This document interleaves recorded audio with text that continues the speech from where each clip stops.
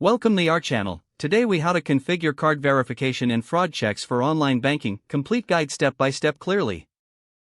To begin configuring card verification and fraud checks for online banking, access your banking platform's administration panel. Log in with your administrator credentials to ensure you have full access to the necessary settings. Navigate to the Security Settings section, typically located in the main menu. Look for options related to card verification or fraud prevention. Select the card verification settings to start the configuration process.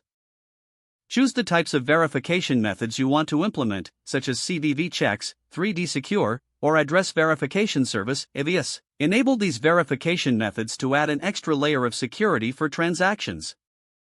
Next, proceed to configure fraud detection settings.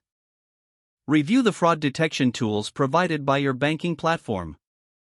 You may find options for transaction limits, geolocation tracking, or behavioral analysis.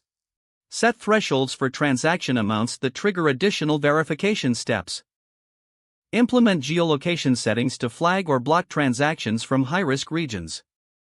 Consider activating machine learning algorithms if your platform supports them.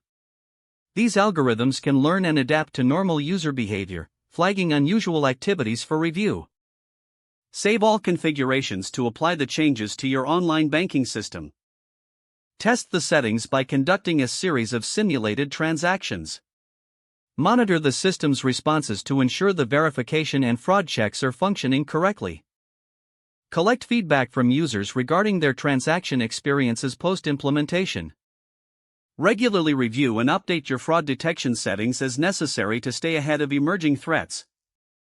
Stay informed about best practices and new technologies in online banking security.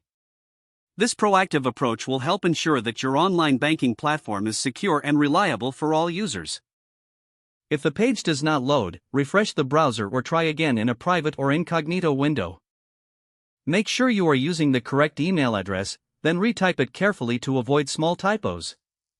If your password is not accepted, use the reset option and create a new strong password you can remember. Check your spam folder for verification or security emails, then complete any requested confirmation steps. Enable two-factor authentication if available to improve account security and reduce unauthorized access risk. After signing in, review your profile details so your contact information and settings are accurate and current. If you see an error message, note it down and try again after restarting your device and internet connection. Don't forget to like this video and subscribe to our channel for more step-by-step tech guides.